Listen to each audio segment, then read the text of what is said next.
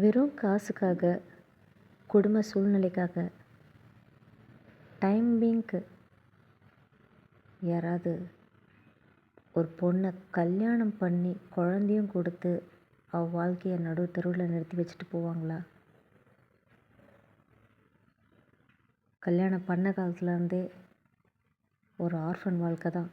வெளியில் சொல்லிக்க முடியல அந்த பொண்ணால். ரொம்ப கஷ்டப்பட்டா. என்னடா இது, ஒரு அனாதை வாழ்க்கை வாழ்கிறோம், உடம்பு மட்டும்தான் வேலைக்கு போகுது, அதுலேருந்து 5 பைசா எடுத்து சொந்த உடம்புக்கு கூட செலவு பண்ணிக்கிறதுக்கான யோகியதை இல்லாமல் வாழ்ந்துட்டுருக்கோமே. ஒரு வருஷம் 1.5 வருஷம் கழித்து குழந்தையும் பிறக்குது. ஊர் உலகத்துக்காக குழந்தைய கொஞ்சறது, குழந்தைக்கு பொருள் வாங்கி தர்றது பண்ணுறது. ஆனால் 4 செவத்துக்குள்ளே அந்த குழந்தை முகத்தை கூட பார்க்குறதில்ல. கிட்டத்தட்ட ஒரு கேவலமான ஒரு ஒரு ஒரு சீப்பான ஒரு நடமாடம் ரெட் லைட் ஏரியான்னு சொல்லலாம். அப்படிப்பட்ட ஒரு ஆள் கூட நான் வாழ்க்கை வாழ்ந்து இன்னைக்கு நடுத்தருவில் நிற்கிறேன் ஒரு குழந்தையோட. அடுத்த வேளை சாப்பாடு கதையை கேட்டு சாப்பாடு போட போய், குடும்ப கஷ்டத்தை கேட்டு உதவி பண்ண போய், இன்றைக்கி ஒன்றும் இல்லாமல் நடுத்தருவில் நிற்கிறேன். நான் என்னை பற்றி சொல்கிறதுக்கு முன்னாடி என்னை பார்க்குறவங்களும் என் கூட பழகுனவங்களும் சொல்லிட்டாங்க. சொல்கிற வாரத்துக்கு முன்னாடியே சொல்லிவிடுவாங்க. நம்பி ஏமாந்து மோசம் போய் நிற்கிறேன் இன்னைக்கு. அது உண்மைதான். 2010 சென்னை எம்ஆர்சி நகரில் சன் டிவி ஆஃபீஸ் கிட்ட ஒரு கம்பெனியில் இன்டர்வியூ போகிறேன். வேலையும் கிடைக்குது, அந்த கம்பெனியில் சேர்றேன். கிட்டத்தட்ட ஒரு 8 மாதமாக நான் இப்போ சொல்ல போகிற இந்த கதை முழுக்க இன்வால்வ் ஆகிருக்கிற அந்த நபர் என்னோடய டீம், என்னோடய ஃப்ளோர்மேட் தான். கிட்டத்தட்ட ஒரு 8 மாதமாக அந்த கம்பெனியில் ஒர்க் பண்ணுறேன் இந்த ஆள் கூடவே. ஆனால் இந்த ஆளை தவிர்த்து எல்லார்கிட்டேயும் பேசுவேன், பண்ணுவேன். அது ஏன்னு தெரில, இந்த ஆளை எனக்கு ஒரு தப்பான பார்வையிலே எடுத்துக்கிட்டேன் நான். அதாவது என்ன தப்பான பார்வைனா, ஒரு ஹெட்வெயிட் கேரக்டர் அப்படின்னு நான் நினச்சிக்கிட்டேன். இந்த ஆளை பார்த்தா ரொம்ப ஹெட்வெயிட்டாக தெரிகிறான் அப்படின்னு. இது கிட்டத்தட்ட ஒரு 8 மாதம் ஆகுது. 8 மாதம் ஆனதுக்கப்புறமேட்டு அந்த கம்பெனியில் வழக்கமாக எல்லா வருஷமும் எங்கேயாவது டூர் கொண்டு போவாங்க. இந்த நவம்பர் மாதத்தில், அக்டோபர் நவம்பரில். ஸோ அது மாதிரி நான் அந்த கம்பெனியில் சேர்ந்த அந்த வருஷம் கூர்க்கு கூட்டிகிட்டு போகிறாங்க எல்லோரையும். கர்நாடகாவில் இருக்க கூர்க்கு. அப்போது இந்த ஆள் இந்த கூர்க்குன்ற ஒரு விஷயத்துக்கு, அதாவது ஆஃபீஸ் டூருக்கு கூட்டிகிட்டு போகிறதுக்கு முன்னாடியே அவனோட ஆப்போசிட்டில் நான் உட்காந்து வேலை செய்வேன். அவனோட கேபின்லேருந்து எழுந்திரிச்சு வெச்ச கண் எடுக்காமல் பார்ப்பான். நான் ஒன்றும் அவன் மைண்டில் இருக்கிற அளவுக்கு அழகுலாம் இல்லை, அவன் எதிர்பார்க்குற அளவுக்கு நான் அழகு இல்லை. ஆனால் அது அவன் கேரக்டருன்றது இவ்வளோ வருஷம் கழித்து எனக்கு தெரிஞ்சுது. யாராவது அது மாதிரி வெச்ச கண் எடுக்காமல் பார்த்துக்கிட்டே இருந்தேன்னா ஏதாவது ஒரு அட்ராக்ஷன் வரும், பேசுனா அதுக்கப்புறமேட்டு எப்படி அண்டர்ஸ்டாண்ட் பண்ணிக்கிட்டு எப்படி யூட்டிலைஸ் பண்ண முடியுமோ யூட்டிலைஸ் பண்ணலான்றது இந்த நபரோட கேரக்டர் போல்.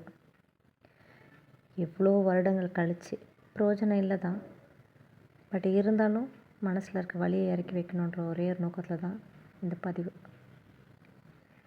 அப்போது அந்த ஆள் எப்பவுமே இப்படி தான் பார்ப்பான். பக்கத்தில் இருக்க கலீக்கிட்ட, அந்த கலீக் இன்னொரு கம்பெனியில் இவங்க கூட ஒர்க்கும் பண்ணாங்க. அவங்களும் என் கதையை கேட்டாங்க. கேட்டுட்டு அப்பா இன்றைக்கி ஒரு ஸ்டோரி கேட்டேன்டா, ஓகே அப்படின்னு சொல்லிட்டு திருப்பி எந்த ஒரு பதிலும் ரெஸ்பான்ஸும் இல்லை. ஓ அப்படியா அப்படின்னு சொல்லி அப்படின்னு. ஸோ எல்லா மனுஷங்களும் அப்படி தான். யாருக்கும் யாரோட பற்றியும் யோசிக்கிறதுக்கெலாம் டைம் இல்லை. அவங்கவுங்க வேலை, அவங்கவுங்க சூழ்நிலை, அதை பார்த்துட்டு ரன் ஆகிட்ருப்பாங்க. அப்படி தான் இருக்கணும் அப்படிங்கிறது கற்றுக்கிட்டேன். இப்போன்னு இல்லை, எப்பயோ கற்றுண்டதெல்லாம். ஸோ இந்த ஆள் என்னோடய கலீக்கிட்ட நான் சொல்கிறேன், அவன் பார்ப்பான் பாருங்கள், இப்போது வெச்ச கண் எடுக்காமல் பார்த்துட்டே இருப்பான். பதிலுக்கு நான் முறைப்பேன். நான் முறைச்ச உடனே கம்முன்னு உட்காந்துருவான். பாருங்கள், கிட்டத்தட்ட ஒரு 4-5 நாளாக இப்படி தான் நடக்குது அப்படின்னு. அப்போது நான் சொன்ன மாதிரியே அவனும் பார்க்குறான். பதிலுக்கு நானும் முறைக்கிறேன். நானும் வெச்ச கண்ணை எடுக்காமல் பண்ணுறேன், பார்த்துக்கிட்டே இருக்கேன். அவன் கம்முன்னு உட்கார்றான். அப்போ பக்கத்தில் இருக்க கலீக் சொல்கிறாங்க, என்னடி அப்படி பார்க்குறான் அப்படின்னு. இப்படி தாங்க பண்ணிகிட்ருக்கான் 2-3 நாளாக. இது இன்றைக்கி அந்த ஆள்கிட்ட நான் பேசுனது கூட இல்லை. நான் முதல்ல இந்த ஆளை பார்த்தப்போ ஒரு கல்யாணம் ஆன ஆம்பளைன்னு நினச்சேன் நான். அந்த ஆளோட ஒரு தோரணை, அவனோட உடம்பு, அதெல்லாம் பார்க்கும்போது ஒரு பெரிய ஆள் அப்படின்னு நினச்சும் ஒரு பக்கம் நான் பேசாமல் இருந்தேன் அந்த ஆள்கிட்ட. ஸோ பெரியவங்கனாலே அந்த ஹெட் வெயிட் இருக்கும்ல அப்படின்னு தான் நினச்சேன். ஆனால் அவன் வயசில் சின்னவன்றதே அதுக்கப்புறம் தான் எனக்கு தெரியும். அதாவது என்னோட ஒரு 3 வயசு பெரியவன். ஸோ இது நாங்கள் கூருக்கு போகிறதுக்கு முன்னாடி நடக்குது. கூருக்கு கிளம்புறதுக்கு எல்லோரும் கிளம்பியாச்சு. சென்ட்ரல் ரயில்வே ஸ்டேஷனில் எல்லாம் அசம்பிள் ஆகிறோம், அந்த ஆஃபீஸ் டீம்மேட்ஸ் எல்லாருமே. அப்போ நான் ஒரு 3 சீட்டரோட விண்டோ சீட்டில் உட்காந்துட்ருக்கேன். ஆப்போசிட்டில் இருக்க அந்த 2 சிங்கிள் சீட்டரோட விண்டோ சீட்டில் அந்த ஆள் உட்காந்துட்ருக்கான், எனக்கு அப்படியே ஆப்போசிட்டாக பார்க்குற மாதிரி. ஸோ ட்ரெயினில் ஏறினதுக்கப்புறமா அந்த ஆள் அப்படியே எப்படி ஆஃபீஸில் பார்ப்பானோ அதே மாதிரி பார்க்க ஆரம்பிக்கிறான். எனக்கு என்ன பண்ணுறதுன்னு தெரில. ஆக்சுவலாக எனக்கு எந்திரிச்சு போக வேண்டிய ஒரு சூழ்நிலை இருந்துச்சு, ஒரு பொண்ணுக்கிட்ட பேசுகிறதுக்காக. என்னால் எந்திரிக்கிறதுக்கு கூட ஒரு மாதிரி அச்சமாக இருந்துச்சு. இப்படி பார்க்குறானே கருமன்ற மாதிரி இருந்தது. சரி, கூருக்கு போயாச்சு. என்னோடய பக்கத்து ரூமே அவன் ரூம் தான். அடிக்கடிக்கு பார்க்குறது, லேட் நைட் வரையும் ட்ரிங்க்ஸ் பண்ணுறது, வெளியில் உட்காந்துட்டு தம் அடிக்கிறது, சரக்கு அடிக்கிறது, யாரையும் தூங்க விடாமல் உட்கார வச்சு அப்படியே ட்ராக் பண்ணி பேச வைக்கிறது, இதெல்லாம் பண்ணிகிட்ருந்தான். ஒரு 2 நாள் பெருசாக நான் போதர் பண்ணிக்கல. அதுக்கப்புறம் நான், என் கலீக்கு, அவங்களோட குழந்த, நாங்கள் 3 பேரும் ஒரு ரூமில் ஸ்டே பண்ணுறோம். ஸோ அந்த குழந்தைக்கிட்ட பேசுகிற மாதிரி கிட்ட நிற்கிறது, இதெல்லாம் பண்ணிட்டுருந்தான். பட் நான் எதுவுமே பெருசாக போதர் பண்ணிக்கல. நம்ம தான் அவன் மைண்டில் ஒரு மாதிரி இரிட்டேட்டிங், ஒரு என்ன சொல்கிறது, தலகணம் பிடிச்ச ஆளுன்ற மாதிரி எனக்கு ஒரு ஃபீல் எடுத்துக்கிட்டேன் அந்த ஆளை பார்க்கணும். அதனால் நான் சரியாக எனக்கு போதர் பண்ணல. கூர்கெல்லாம் போயிட்டு வரத்துக்கு முன்னாடியே கூர்கில் ஒரு தடவை என்ன ஆச்சு, அவனுக்கு எல்லோரும் ஷாப்பிங் பண்ணுறாங்க, எனக்கு ஷாப்பிங் பண்ண வேண்டாம் அப்படின்னு சொல்லிட்டு, எனக்கு எதுவும் வாங்குறதுக்கு இன்ட்ரெஸ்ட் இல்லை அப்படின்னு சொல்லிட்டு பஸ்ஸில் ஏறி உட்காந்துக்கிட்டேன். எங்களுக்கு அரேஞ்ச் பண்ண பஸ்ஸில் என் பின்னாடி இந்த ஆள் உட்காந்துட்டான். ஸோ அந்த பஸ்ஸில் இவன், நான், என்னோடய ஃப்ரெண்டு ஒருத்தங்க மோனிகான்னு சொல்லிட்டு, அவங்க கொஞ்சம் வயசானவங்க. அவங்க எனக்கு ஃப்ரண்ட்டில் உட்காந்துட்ருக்காங்க. அவங்க இந்த மெடிக்கல் கிட்டு அதெல்லாம் ஹேண்டில் பண்ணுறாங்க. இந்த ஆள் என் பின்னாடி உட்காந்துட்டு, மெடிசன் கிடைக்கும், தலைவலிக்கு மாத்திரை கிடைக்குமான்னு கேட்குறான். தலைவலிக்கா எதுக்கோ கேட்டான், சரியா ஞாபகம் இல்லை, ஆனால் மாத்திரை கேட்டான். நான் அப்போ இவங்கக்கிட்ட கேட்குறேன், மாத்திரை இருக்குங்களான்னு. இவன் என்கிட்ட பேசினது எனக்கு ஒரு மாதிரியாக இருந்தது. ஃபர்ஸ்ட் டைம் பேசுகிறான் மாத்திரை வேணுன்றதுக்காக. So that is the first time, very first time he is talking to me. So நான் இவங்க ஃப்ரெண்டில் இருக்கவங்க மோனிகா அவங்கக்கிட்ட கேட்குறேன், மருந்து இருக்காங்க அப்படின்னு. மெடிக்கல் கிட் கொடுக்குறாங்க. நானும் பாஸ் பண்ணி ஸ்பாட்டில் இறங்கிட்டேன். ஐயோ, என்ன இருந்தாலும் நம்மக்கிட்ட பேசிட்டான், பின்னாடியே வந்துட்டான் வேறு. மெடிக்கல் கிட் கேட்டவன் மருந்து போடலை. நான் இறங்கின அடுத்த நிமிஷம் என் பின்னாடி இறங்கிட்டான். எனக்கா ஒரு மாதிரி இருக்குது, ஐயோ ஷாப்பிங் பண்ணுற மாதிரி இங்கேருந்து அவாய்ட் பண்ணால் போதும்னு க்ராஸ் பண்ணி ஓடிட்டேன். இவனும் பின்னாடியே வந்தான். அவனோட ஃப்ரெண்டு ஹோல்ட் பண்ணிட்டான் இவனை. ஸோ அவன் கூட இருந்துட்டான். இவ்வளோ தான் நடந்துச்சு. இதுதான் ஃபர்ஸ்ட் டைம் அந்த ஆள் என்கிட்ட பேசுகிறது. நான் கொஞ்சம் அன்கம்ஃபர்டபுளாக பிஹேவ் ஆனது, ஃபீல் பண்ணது. இது நடந்து முடிஞ்சதுக்கப்புறம் நாங்கள் வழக்கமாக ஆஃபீஸ் போகிற மாதிரி ஆஃபீஸ் போனோமோ, டின்னர் பிரேக்கு அவன் ஃபஸ்ட்டு டின்னர் பிரேக்கில் போவான். அவன் போயிட்டு வந்த நெக்ஸ்ட் டின்னர் பிரேக்கில் நான் போவேன். ஸோ அவன் டின்னர் பிரேக் போயிட்டு அந்த ஆள் வந்து ஸ்டெப்ஸ் ஏறி மேலே வரான். மேலே வரும்போது நான் ஸ்டெப்ஸ் இறங்கி கீழே போகிறேன். என்கிட்டலாம் பேச மாட்டிங்களா? யாரா அதுன்னு திரும்பினா இந்த ஆள். அது என்னன்னு தெரில. இப்போ வரைக்குமே நான் நிறைய பேர்கிட்ட இது தான் சொல்லியிருக்கேன். அன்றைக்கி நான் வச்சு போடா அப்படி தருதலை குப்பை ஏதோ ஒன்று மனசில் நினச்சிக்கிட்டு நான் மூவ் ஆகியிருந்தேன்னா இன்றைக்கி என் வாழ்க்கை சேஃப். என் வாழ்க்கை சேஃபோ இல்லையோ, எனக்கு ஒரு குழந்த அந்த ஆள் மூலிமா ஒரு குழந்த கூட பிறந்திருக்காது. அன்றைக்கே நான் கனெக்ஷனை கட் பண்ணியிருந்தேன். அது என்னன்னு தெரில. அந்த ஆள் அந்த கேட்ட தருணம், அந்த தருணம் சீரியஸாகவே என்கிட்டலாம் பேச மாட்டிங்களா அப்படின்னு கேட்டது எனக்கு அந்த ஆள்கிட்ட பேசணும் போலவே இருந்துச்சு. நானாக அவங்ககிட்ட போய் பேசணும் போலவே இருந்தது. ஃபர்ஸ்ட் டைம் எனக்கு அந்த ஃபீல் வருது அந்த ஆள்கிட்ட பேசணுன்னு. மறுநாள் காலையில் ஷிஃப்ட்டு முடிஞ்சிட்டு மறுநாள் காலையில் ஆஃபீஸ் கேப்லேருந்து எனக்கு வந்து ஒரு ஹோம் ட்ராப் இல்லை. ஒரு சர்டன் பீரியட் சர்டன் ரேடியஸ் வரையும் தான் எனக்கு ட்ராப் பண்ணுவாங்க. பெரம்பூர் ரயில்வே ஸ்டேஷனில் ட்ராப் பண்ணுவாங்க.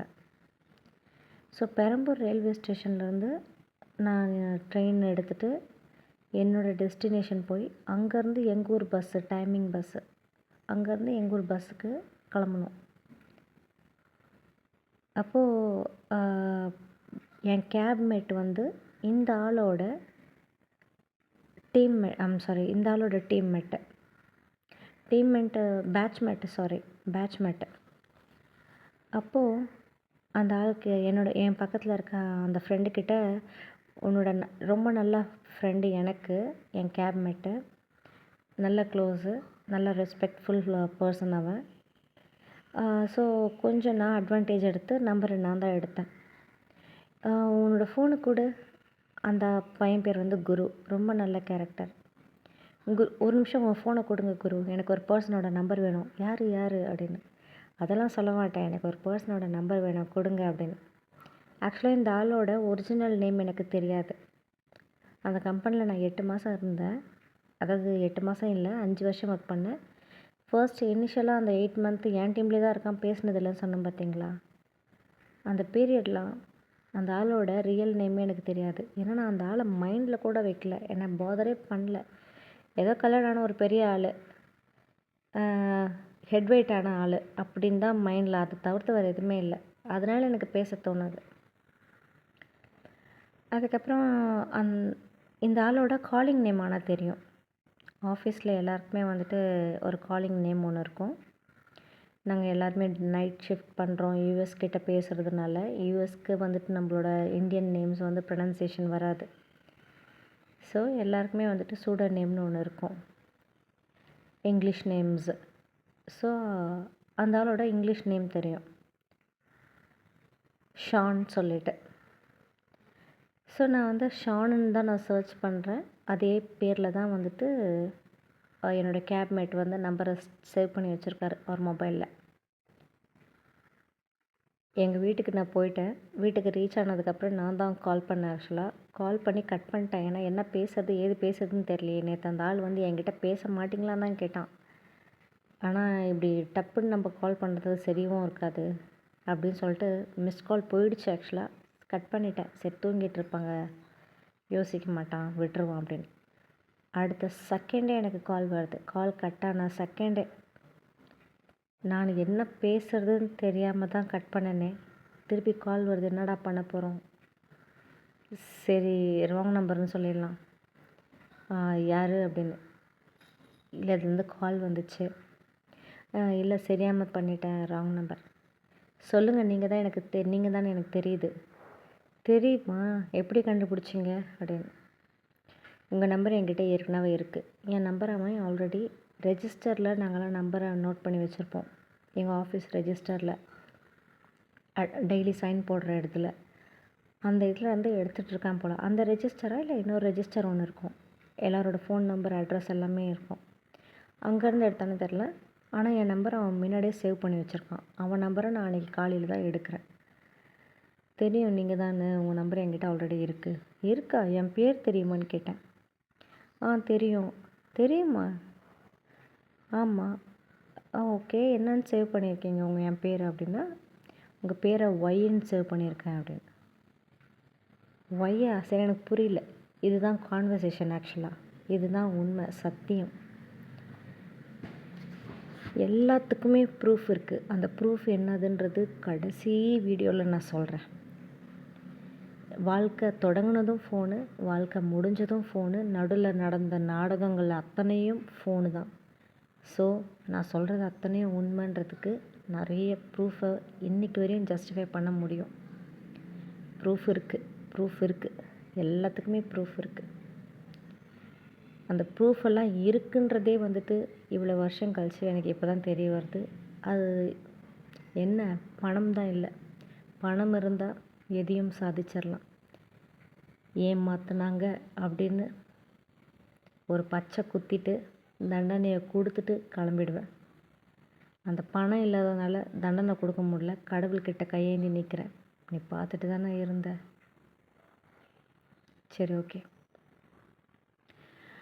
அதுக்கப்புறம் சொல்லுங்கள், நேற்று ஏதோ பேச மாட்டிங்களான்லாம் கேட்டிங்க, என்னாச்சு அப்படின்னு. இல்லை, ஜஸ்ட் பேசலாம் தான் அப்படின்னு ஆரம்பிக்கிறான். அப்போ நான் கேட்டேன், நீங்கள் இந்த கம்பெனிக்கு எப்போ ஜாயின் பண்ணீங்க அப்படின்னு நான் கேட்குறேன். ஏன்னா என்ன பேசுகிறதுன்னு தெரில. எப்போ ஜாயின் பண்ணீங்க இந்த கம்பெனியில்? நான் ஜாயின் பண்ணி 1 month ஆகுது. நீங்கள் இப்போ ஜாயின் பண்ணியிருக்கீங்க, உங்களோட 1 month தான் சீனியர் அப்படின்னு. ஓ அப்படியா, சரி, ஓகே. அப்புறமேட்டு சரி ஓகே, ரொம்ப டயர்டாக இருக்குது, நான் தூங்கிட்டேன். ஏன்னா ஃபர்தராக பேசுகிறதுக்கு தெரில. ரொம்ப டயர்டாக இருக்குது, ஈவினிங் கால் பண்ணிட்டுப்பா அப்படின்னு. சரி ஓகே, நீங்கள் தூங்குங்க, ஈவினிங் பேசலாம் அப்படின்னு. கால் கட் பண்ணியாச்சு. ஈவினிங் கரெக்டாக ஷிஃப்ட்டு போகிற நேரத்துக்கு அவன் அந்த ஆளே கால் பண்ணுறான். கிளம்பிட்டிங்களா ஆஃபீஸ்க்கு? கிளம்பிட்டேன், எங்கள் ஊர்லேருந்து கிளம்பிட்டேன், நான் ரயில்வே ஸ்டேஷன் வந்துட்டுருக்கேன் அப்படின்னு. ஓ ஓகே, எப்படி வருவீங்க நீங்கள்? அப்போ அந்த டீட்டெயிலுங்களாம் நான் சொல்கிறேன். எங்கள் ஊர்லேருந்து ஒரு பஸ் பிடிச்சி வரணும், அங்கேருந்து ட்ரெயின் எடுத்துகிட்டு பெரம்பூரில் இறங்கினா எனக்கு கேப் இருக்கும். இவ்வளோ விஷயத்த டீட்டெயில் பண்ணிவிட்டு அப்போது அவன் வந்து ஒரு விஷயம் எனக்கு சொல்கிறான். நம்ம பேசிக்கிறது தயவுசெய்து ஆஃபீஸில் யார்கிட்டையுமே காமிச்சிக்காதீங்க, யாருக்குமே தெரிய தேவையில்ல நம்ம பேசுகிறது. ஏன் அப்படின்னு கேட்டேன். இல்லை, இது வரைக்கும் பேசினதில்லை, இப்போ திடீர்னு பேசினா வேறு மாதிரி கதை க்ரியேட் பண்ணி விட்ருவாங்க. ஐயோ ஆமாம் கரெக்டு, நானே சொல்லணும்னு நினச்சேன், வேண்டாம், இது வரைக்குமே பேசினதில்லை, இப்போ திடீர்னு நம்ம 2 பேர் பேசுகிறத பார்த்தோன்னா கண்டிப்பாக அதுவும் இந்த ஆஃபீஸில் இதெல்லாம் நடக்கும், கதை தயாரிக்கிறதுக்குன்னே ஆளுங்க இருக்காங்க. சரி ஓகே, நான் பேசலை அப்படின்னு நான் சொல்லிட்டேன். ஸோ ஃப்ரம் தட் டைம் பேச மாட்டோம், ஆனால் கண்களால் மட்டும் நிறைய பேச்சுவார்த்தைகள் இருந்துச்சு. ஆஸ் யூஷுவல், லைக் எல்லாருக்கும் நடக்கிற அந்த பட்டர்ஃப்ளை தான் மனசுக்குள்ளேயும் அந்த வயிற்றுக்குள்ளேயும். ஒரு இடத்துல நீங்கள் பேசணுன்னு ஆசைப்பட்றீங்கன்னா அந்த அந்த அந்த பர்சன்கிட்டேருந்து நீங்கள் ஜஸ்ட் உங்களோட உங்கள் கண்களே பேசிடும். இது எத்தனை பேர் வந்து அனுபவித்தவங்களுக்கு தான் மட்டுமே தான் அது எல்லாம் புரியும். அப்போ கண்லேயே கேட்பான், சாப்பிட்டாச்சா அப்படி இப்படின்னு. நானும் ஓகே, முடிஞ்சிச்சா வேலை, எல்லாமே கண்ணில் தான். ஸோ இது வந்து என்றைக்கு நான் கான்வர்சேஷன் முதல்ல கான்வர்சேஷன் அந்த ஆள்கிட்ட வச்சேன்னா, அக்டோபர் 7 அக்டோபர் 7 வந்து நைட்டு வந்து அவன் என்கிட்ட பேச மாட்டிங்களான்னு அந்த ஸ்டெப்ஸில் நின்று ஸ்டேர்ஸில் நின்று கேட்குறான். 8 மார்னிங்கு நான் வந்து இவரோட ஃபோனில், இந்த குருன்றவரோட ஃபோன்லேருந்து இந்த ஆளோட நம்பர் எடுத்து நான் மிஸ்ட் கால் கொடுத்து அன்றைக்கி தான் பேசுகிறேன். வெரி நெக்ஸ்ட் டே 8th டே முடியுதா, 8th முடிஞ்சு 9th ஸ்டார்ட் ஆகுதா. அக்டோபர் 9, 2010. அப்போது ஏர்லி மார்னிங் எங்கள் எல்லாருக்குமே ஒரு மெசேஜ் வருது.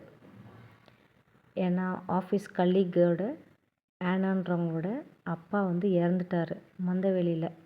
மந்தவெளி மயிலாப்பூர் அதுக்கிட்ட இறந்துட்டாங்க.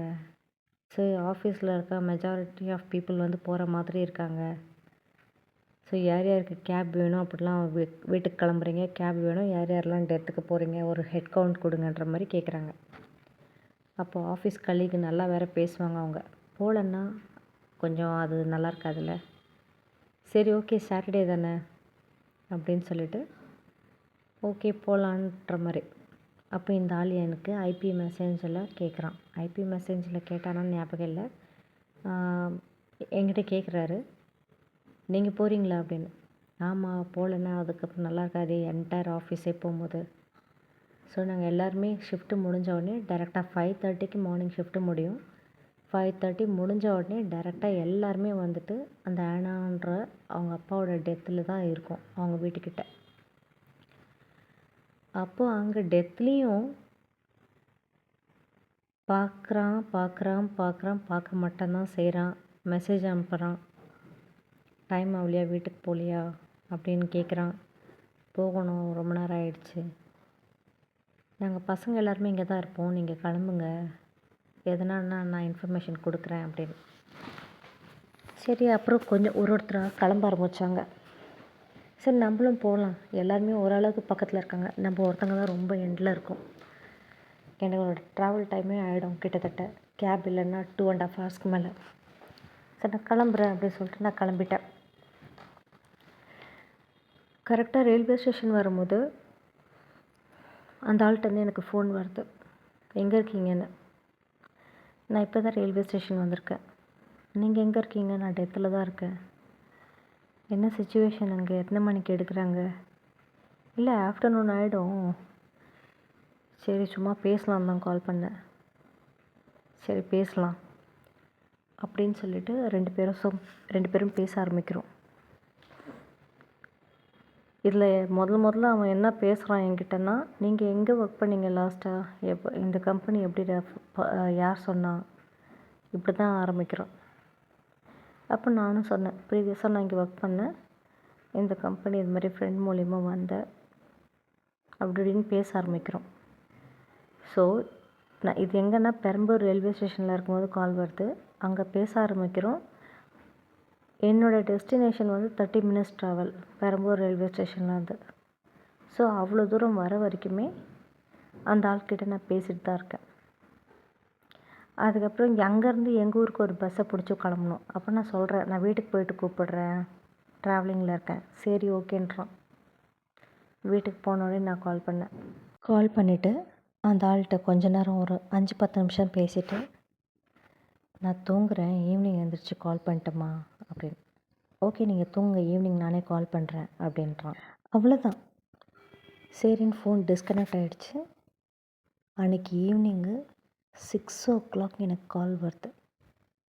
அந்த 6 o'clock கால் தான் நான் எனக்கு வச்சுக்கிட்ட சூனியம். இன்றைக்கி என் வாழ்க்கை சின்ன பெண்ணமாக உதவி பண்ண போய் நாசமாக போய் கிடக்கிற வாழ்க்கை அன்றைக்கி தொடங்கின அந்த 6 மணி கான்வர்சேஷன் தான்.